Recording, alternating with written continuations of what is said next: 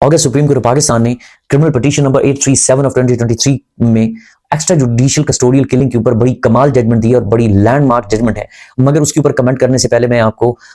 एक gist of the matter और कुछ फैक्ट्स ऑफ द केस के बारे में बता देता हूं। मुख्तसरन हालात मुकदमा के इस तरह है कि एफसी की 2 गाड़ियां तुर्बत बलोचिस्तान के अंदर वो कुछ जवानों को लेकर के आ रही हैं। सडनली उनके साथ कुछ एक्सप्लोजन्स होते हैं, 2 एक्सप्लोजन्स यके बाद दीगरे होते हैं, जिससे यकीनन एफसी के कुछ जवान जख्मी होते हैं। और इस सूरत हाल में जब वो जवान देखते हैं कि उससे एडजेसेंट ही एक खजूरों का बाग है जिसमें एक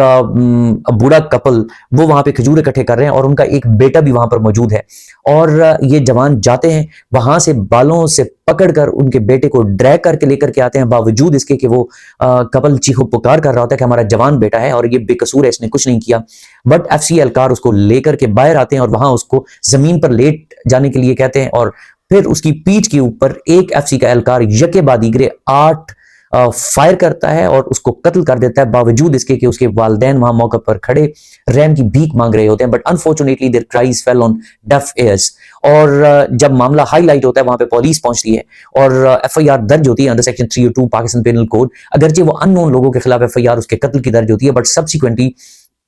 आइडेंटिफिकेशन परेड के दौरान जो वो एहलकार है he was pick by the eye witnesses, क्योंकि उस मुकदमा के अंदर जो उस नौजवान मकतूल नौजवान के पेरेंट्स हैं वो आई विटनेसेस हैं, उसकी माँ और उसका बाप। और इस तरह जब एफसी का जवान अरेस्ट कर लिया जाता है वो फैमिली हैंड ओवर होता है पुलिस के, और जो ऑफिशियली उसको इशू करदा गन होती है वो भी हैंड ओवर की जाती है पुलिस के, और पुलिस अपनी इन्वेस्टिगेशन में एम्प्टीज मौके से रिकवर करती है। और सब्सिक्वेंटली वो एफसी का जवान वो under section 164 CrPC makes a statement और कन्फेशनल स्टेटमेंट वो देता है, और फिर उसका